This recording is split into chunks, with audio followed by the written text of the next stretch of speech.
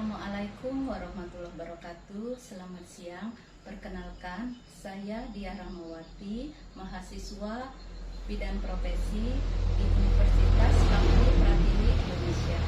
Pada kesempatan kali ini, saya akan menyampaikan mengenai asuhan pranikah dan prakonsepsi. Di sini saya akan menyampaikan mengenai konseling pranikah untuk calon pengantin.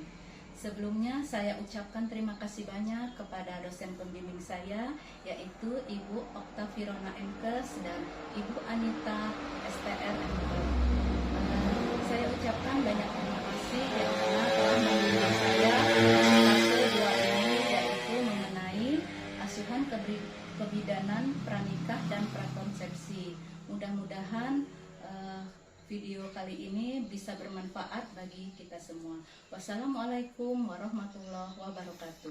Baiklah, untuk persiapan alat untuk melakukan konseling pranikah pada calon pengantin, yang pertama yaitu lembar balik buku konseling pranikah, kemudian buku catatan, kemudian pena, kemudian kartu calon pengantin, tensimeter, pengukur lidah, timbangan, dan ukur tinggi badan.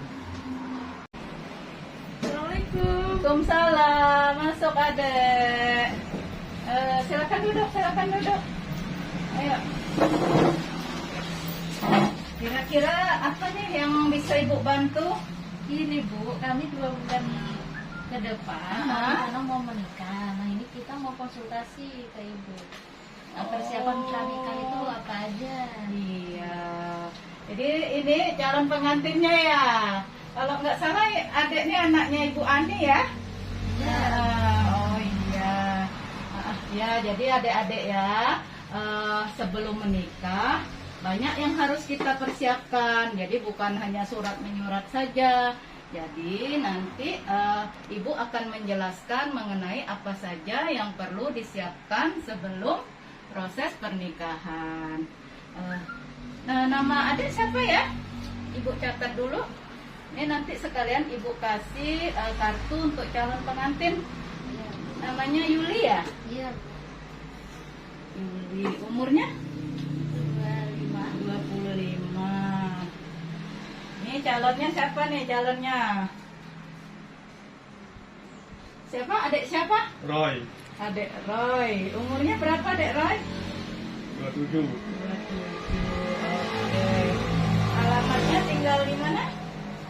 Di kenapa? Di Kelapa inilah ya. Calon suaminya di mana? Jebus. Oh, jauh ya, dari Jebus. Udah lama nih kenalannya? Lah, Oh iya. Baiklah, di sini nanti Ibu akan menjelaskan mengenai apa saja yang perlu disiapkan. Jadi ini ya adik-adik ya. Nah, jadi sebelum menikah kita harus mempersiapkan persiapan untuk pernikahan supaya pernikahan kita menjadi pernikahan yang sakinah, mawaddah dan warohmah. Jadi yang perlu dipersiapkan yang pertama yaitu mengenai reproduksi. Mungkin adik-adik sudah pernah dengar ya reproduksi ya. Nah, jadi reproduksi harus kita persiapkan supaya apa? Supaya nanti kalau reproduksinya sehat, nanti seandainya adik Yuli mau ada proses kehamilan, nanti persalinan bisa sehat juga. Nah, jadi reproduksinya harus kita siapkan dari sekarang. Nah, sebelumnya Ibu ulang lagi ya, ini penjelasan tentang organ reproduksi perempuan. Mungkin waktu sekolah udah pernah belajar ya. Jadi perempuan ada apa aja, umpamanya ada rahimnya, ada indung telur, ya. Nah, ini organ reproduksi perempuan. Kalau yang laki-laki, ini organ reproduksi laki-laki. Sampai di sini ada yang mau ditanyain dulu? Belum ya. Nah, sekarang yang perlu kita persiapkan sebelum nikah yaitu tentang persiapan kesehatan kita. Nah, persiapan kesehatan kita yang pertama di sini yaitu harus suntik teteh.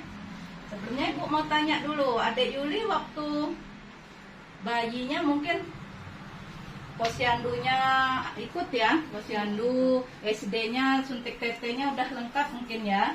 Jadi kalau di waktu posyandu, waktu bayi balita sudah 2 kali suntik, kemudian SD-nya 2 kali, berarti sudah tetenya sudah 4 kali. Nah nanti sebelum menikah ini nanti harus suntik 1 kali lagi, namanya suntik Catin, calon pengantin.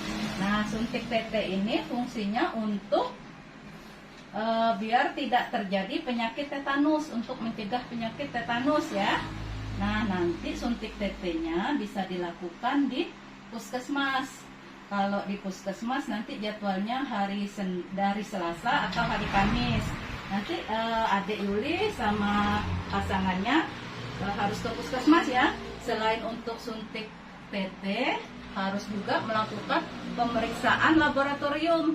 Nanti di sana akan diperiksa golongan darah, kemudian HB-nya, kemudian ada nggak penyakit-penyakit lain, misalnya penyakit hepatitis itu juga diperiksa ya, penyakit HIV. Nah, nanti pemeriksaannya dilakukan di puskesmas. Sebelumnya belum pernah apa udah pernah dilakukan pemeriksaan laboratorium? Belum ya. Nanti sebelum nikah harus itu ya, harus dilakukan. Nah, sekarang kita lakukan pemeriksaan tanda-tanda ini ya. Kita timbang dulu ya, biar tahu berat badannya. Coba ya, timbang dulu beratnya berapa. 56. Sekarang tinggi dulu, kita ukur tingginya. Tinggi badannya di sini ya. Tinggi badannya 159. Nah, sekarang Ibu ukur lilanya ya. Lila ini untuk melihat status gizi juga. Bentar ya.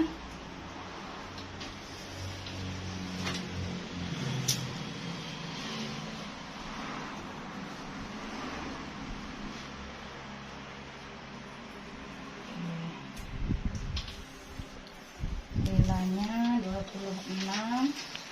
Oke. Nah, jadi berat badan Adik Yuli tadi 56, tingginya 159. Nah, kita cari indeks massa tubuhnya. Kita 23 ya, 23. Jadi status gizinya masih normal. Nah, kalau dia di bawah 23 ini udah kurus, kalau di atasnya udah kegemukan. Jadi berat badan sama tinggi badannya masih normal. Sekarang Ibu tensi dulu.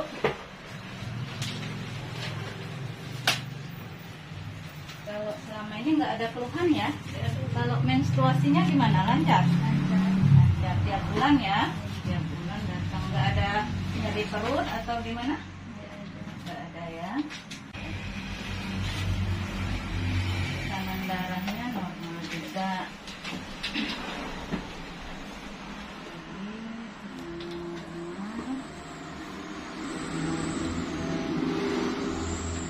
Nanti juga jangan lupa tadi yang Ibu bilang tadi harus cek laboratorium tadi ya. Jadi nanti ada HB. Jadi HB itu bisa untuk mengetahui apakah nanti Adik Yuli ada kurang darah atau tidak, yang disebut dengan anemia. Nah, satu lagi sebagai calon pengantin untuk mencegah anemia nanti Adik Yuli nanti Ibu kasih vitamin tambah darah, tapi harus diminum ya. Nanti sebelum nikah harus rajin-rajin minum tablet tambah darah. Kira-kira sampai di sini ada yang masih mau ditanyakan?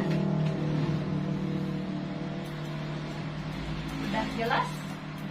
Ya, jelas ya. Jadi jangan lupa nanti harus suntik TT sama pemeriksaan laboratorium.